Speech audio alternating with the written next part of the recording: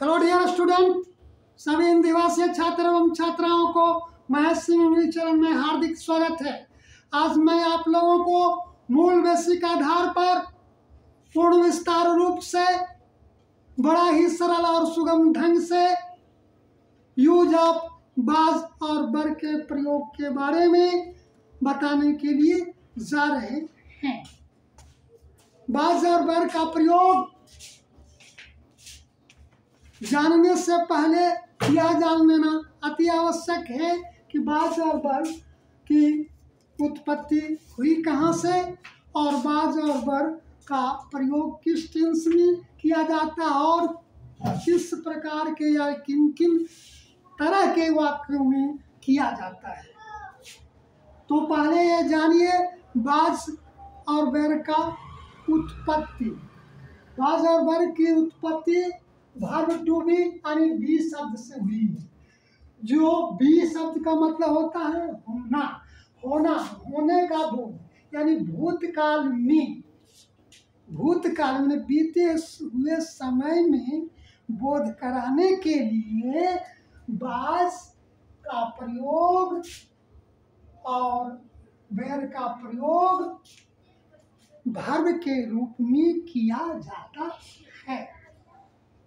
Past tense के अंतर्गत बाज और बर का प्रयोग मुख्य रूप से दो ढंग से किया जाता है। एक मेन वर्ब के रूप में, दूसरा ऑक्सिलरी वर्ब के रूप में। मेन वर्ब के रूप में यानी मुख्य क्रिया के रूप में। मुख्य क्रिया के रूप में किसी व्यक्ति, वस्तु, स्थान के स्थिति, अवस्था, जाति, धर्म, गुण, दोष को बीते हुए समय में होने का बोध कराने के लिए बाज और बर का प्रयोग मुख्य क्रिया के रूप में पास्ट टेंस के अंतर्गत किया जाता है। जैसे महात्मा गांधी भारत के महान नेता थे, तब क्या होगा जी? Mahatma Gandhi was the great leader of India. इसका स्ट्रक्चर देखिए। स्ट्रक्चर मतलब बनाने का विधि। सब्जेक्ट प्लस बाज और वर्ब प्लस ऑर्डर। जैसे तुम लोग बच्चे थे, यू वेर चिल्ड्रन, यानी तुम लोग के होने की अवस्था के बारे में बताया जा रहा है कि तुम लोग बच्चे थे, बीते हुए समय में आप बच्चे थे, अभी आप जवान हैं, यानी होने का बोध करा रहा है बीते हुए समय। इसका स्ट्रक्चर के अंतर्गत आपको दिखाया है। आप समझने के ख्याल से और किन किन सब्जेक्टों में बाज का प्रयोग होता है और किन सब्जेक्टों में बर का प्रयोग होता है। यूज ऑफ बाज, थी का प्रयोग। सब्जेक्ट यानी कर्ता, किस कर्ता के साथ होता है? तो आई के साथ, मैं के साथ। ही वह पुरुष के साथ। सी वह स्त्री के साथ। इट वह निर्जीव के साथ। और सिंगुलर नाउन यानी एक नाम के साथ बाज का प्रयोग होता है वर्ब के रूप में प्लस ऑर्डर। अब आइए यूज ऑफ बर। बर का प्रयोग किस सब्जेक्ट के अंतर्गत होता है जी? तो बी के, बी मतलब हम या हम लोग। यू तुम या तुम लोग या आप लोग। बे या बे लोग या plural name Mahesh, Ganesh, Sita, Rita. Plus बर प्लस OW। इस तरह से मेन वर्ब के रूप में समझे पास्ट टेंस के अंतर्गत मेन वर्ब के रूप में वाज और वेयर का प्रयोग किया जाता है। वाज और वेयर का प्रयोग पास्ट टेंस में मुख्य क्रिया के रूप में किसी वस्तु व्यक्ति स्थान के स्थिति अवस्था गुण दोष को बताने के लिए किया जाता है। अब आइए ऑक्सिलरी वर्ब के रूप में, सहायक क्रिया के रूप में। सहायक क्रिया के रूप में मैंने यूज ऑफ वाज और वेयर का प्रयोग पास्ट टेंस के अंतर्गत 15 प्रकार के वाक्यों के माध्यम से बताने का कोशिश किया है। पहला देखिए past continuous tense. Past continuous tense में इसका स्ट्रक्चर देखिए, सब्जेक्ट प्लस वाज या वर्ब प्लस वर्ब के साथ आईएनजी या उसको कह सकते हैं V4 प्लस सब्जेक्ट। जैसे राम क्रिकेट खेल रहा था, राम वाज प्लेइंग क्रिकेट। एक स्ट्रक्चर हो गया, देख लिए ना, मतलब एक ऑक्सिलरी वर्ब के रूप में काम कर रहा है। क्या जी? वाज के यहाँ क्या काम कर रहा है जी? Auxiliary verb. ये क्या है जी? प्लेइंग क्या है जी? वर्ब है, मुख्य वर्ब के रूप में इसका आईएनजी लगा हुआ है ना। तो हमेशा याद रखिएगा कि कोई भी ऑक्सिलरी वर्ब के रूप में, जिसे ऑक्सिलरी वर्ब 24 हैं, कोई भी ऑक्सिलरी वर्ब मेन वर्ब के आगे और सब्जेक्ट के पीछे होता है। तो समझ जाइए कि यह जो है ऑक्सिलरी वर्ब के रूप में उपयुक्त हुआ है। अब दूसरा स्ट्रक्चर देखिए, सब्जेक्ट प्लस वाज या verb plus going to plus V1 plus OW। Ram car खरीदने जा रहा था, Ram was going to buy a car. तीसरा इसका स्ट्रक्चर देखिए, subject plus was verb plus to plus V1। मैं जाने वाला था, मैं जाने को था। इनफिनिट के अंतर्गत में इसका प्रयोग किया गया है, इनफिनिट सेंटेंस है। इसका स्ट्रक्चर होता है जो कि मैंने पहले ही बता दिया, इसका वाक्य होता है आई वाज टू गो। और चौथा इसका स्ट्रक्चर देखिए, सब्जेक्ट प्लस वाज या verb plus about to plus V1।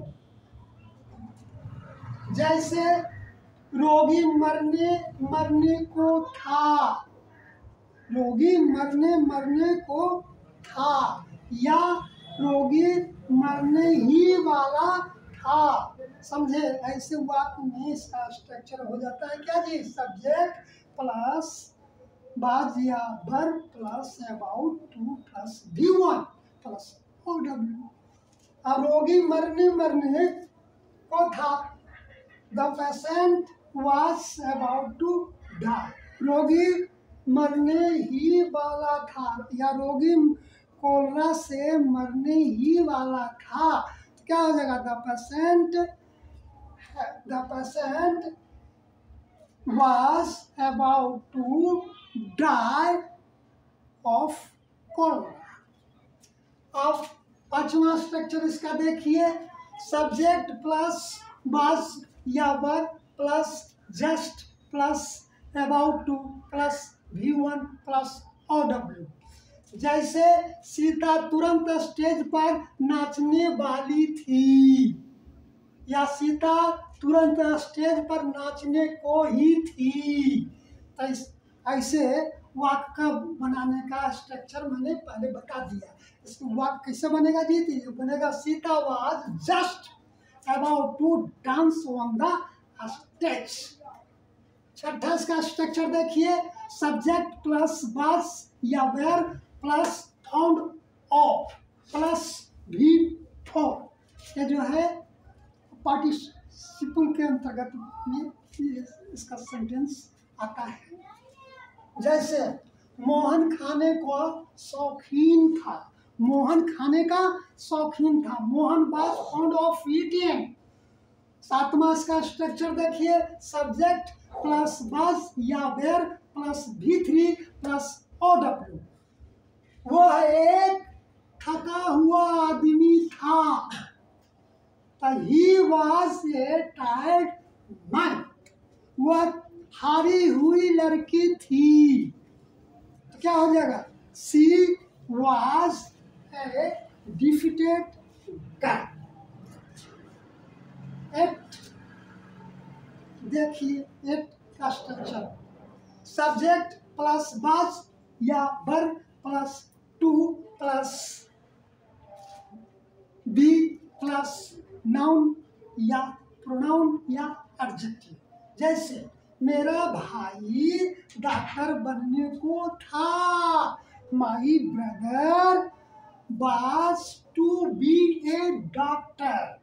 9 इसका स्ट्रक्चर देखिए, सब्जेक्ट प्लस वाज या वेयर प्लस शेड्यूल या settled plus to plus V1 plus OW।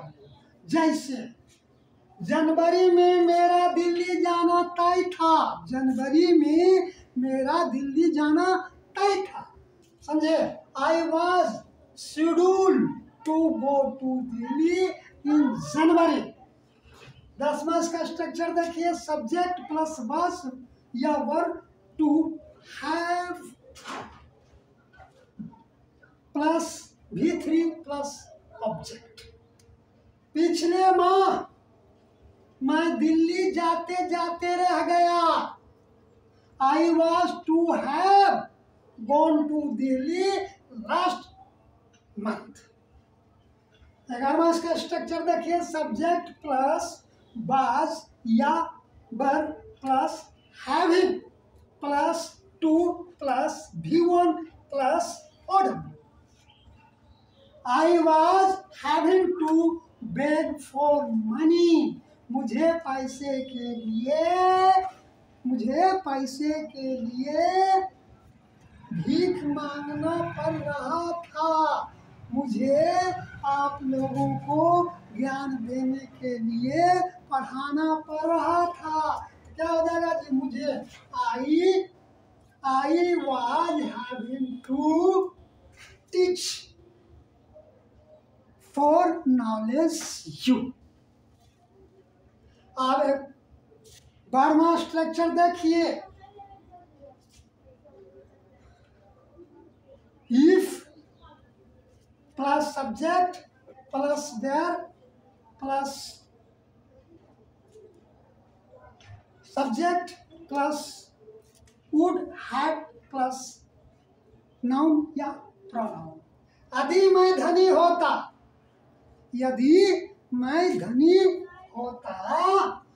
तो मेरे पास नई कार होती।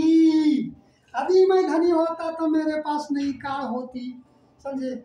If I were rich, I would have a new car। यदि मैं प्रधानमंत्री होता सभी विद्यार्थियों को नौकरी देता। If I were Prime Minister, I would have job everyone student।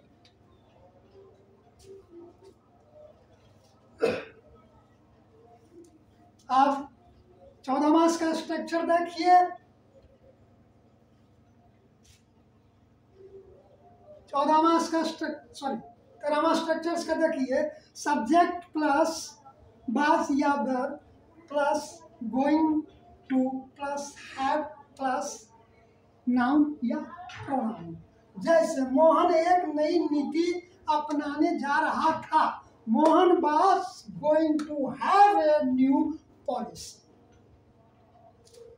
14 का स्ट्रक्चर इसका देखिए, 14वां स्ट्रक्चर, सब्जेक्ट प्लस वाज या verb plus to have plus noun plus pronoun. जैसे पिछले माह राजू का कार खरीदना तय था। पिछले माह राजू का कार खरीदना तय था। Raju was to have a car last month। 15वां का स्ट्रक्चर देखिए, subject plus was were plus two had plus noun या प्रोनाउन। जैसे पिछले माह मैं नया कार लेते लेते रह गया। पिछले माह मैं नया कार लेते लेते रह गया, यानी किसी प्रकार की मेरी मजबूरी आई, मैं उस चीज को नहीं कर सका, नहीं ले सका। समझे? ऐसे वाक्यों में समझे इसका स्ट्रक्चर होता है सब्जेक्ट प्लस वाज या वेर प्लस टू हैव या हैड प्लस नाउन या प्रोनाउन। जैसे पिछले माह मैं कार लेते लेते रह गया, I was to have had a new car last month. Okay, bye bye.